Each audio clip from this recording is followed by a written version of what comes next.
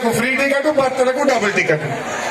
ఆడికి భార్యకు ఫ్రీ అన్నాడు, భర్తకు 10 రూపాయల బదులు 20 రూపాయల టికెట్ కొట్టింది.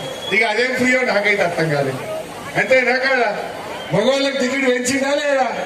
మరి ఇదేం బస్సు ఫ్రీ అమ్మా?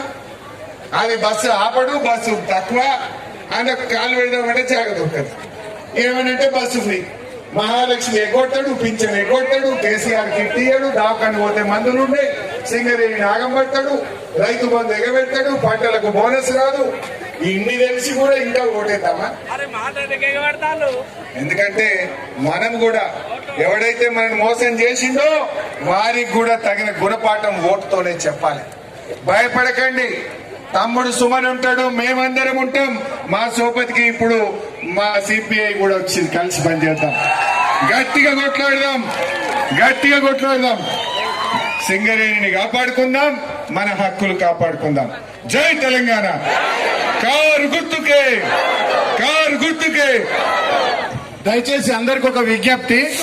అన్న హరీష్ అన్న అన్ని విషయాలు చెప్పి ఒకటే విషయం చివరిగా, బీఆర్ఎస్ పార్టీ ఇక్కడ 15 వార్డులలో పోటీ చేస్తుంది, కారు గుర్తు. సిపిఐ పార్టీ 7 వార్డులలో పోటీ చేస్తుంది, వాళ్ళది కంకి కొడవలి గుర్తు.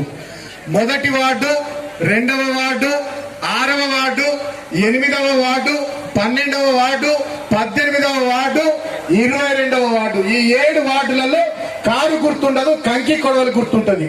మిగతా 15 వార్డులలో కంకి కొడవలి గుర్తుండదు, కారు గుర్తుంటది.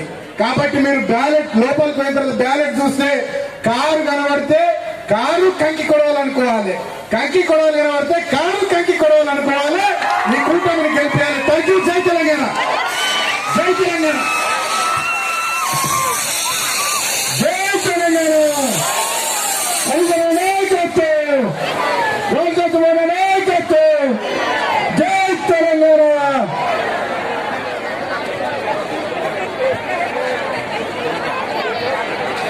జై తెలంగాణ. కేసీఆర్ గారి నాయకత్వం. కారు గుర్తుకే.